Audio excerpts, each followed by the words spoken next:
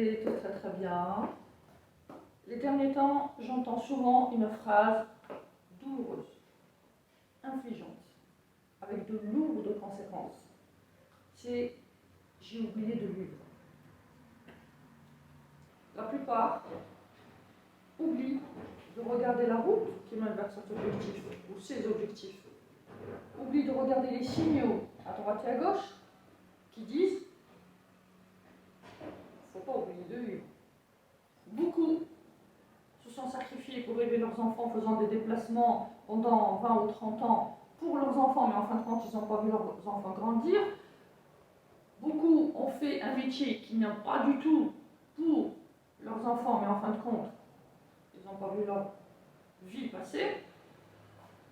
Beaucoup se sont sacrifiés pour des enfants dans une relation totalement toxique, mais en fin de compte, c'était toxique. C'est ces gens-là aujourd'hui qui font le bilan catastrophique de dire « j'ai oublié de vivre ». Aussi, mes amis, il y a quelque chose qu'il ne faut pas négliger, c'est un objectif quand il est atteint, il est atteint. Ça ne sert à rien de rester là devant l'objectif et de le regarder pousser comme une plante. Un objectif, il est atteint, il faut se fixer d'autres objectifs. Ok, c'est comme un rêve. Quand il est atteint, il faut se fixer la suite. La suite et ce qui va avec. Un rêve, quand il est atteint, c'est bien, mais il y a des choses qui vont avec. Pour maintenir ce rêve, il faut maintenir les circonstances qui vont avec. Voilà, il faut s'accrocher. Un rêve, il faut s'accrocher. Donc, il faut regarder les signaux qui vont avec ce rêve-là pour le garder. Sinon, vous ne garderez aucun rêve. Voilà, si vous ne regardez pas les signaux, si vous ne regardez pas ce qui va et ce qui ne va pas, d'accord, aucun objectif ne sera atteint convenablement et aucun rêve ne se réalisera, ne se gardera convenablement.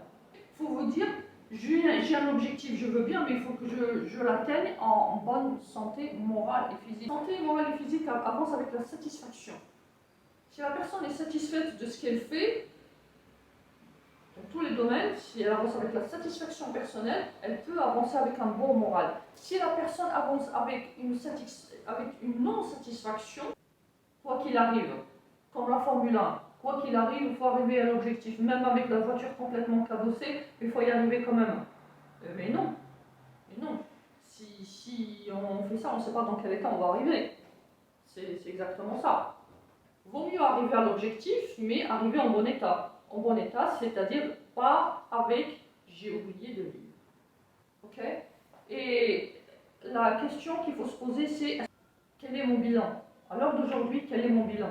Posez-vous cette question. Il faut faire le bilan pour ne pas avoir à dire « j'ai oublié de vivre ». Je vous ai dit, il faut faire le bilan et se dire oui, j'ai sûrement atteint mon objectif, mais dans quel état? De quoi je me suis délesté toute la vie? Qu'est-ce que j'ai raté toute ma vie? De quoi je me suis séparé toute la vie? Qu'est-ce que j'ai sacrifié tout le long de ma route pour arriver à cet objectif-là? Est-ce qu'il n'y avait pas une autre route? Il y a des gens qui sont encore sur le début de leur objectif, il y a des gens qui sont sur la moitié, il y a des gens qui sont sur la fin. Donc, à vous de vous poser la question, est-ce que ça vaut le coup de cette façon-là ou est-ce qu'il y a de meilleures façons de le faire?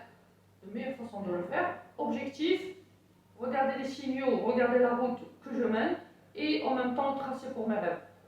Pour arriver aux objectifs de la meilleure des façons et ne pas avoir à dire j'ai oublié de vivre. Envoyez-moi vous aussi quel est votre bilan à l'heure d'aujourd'hui. À bientôt.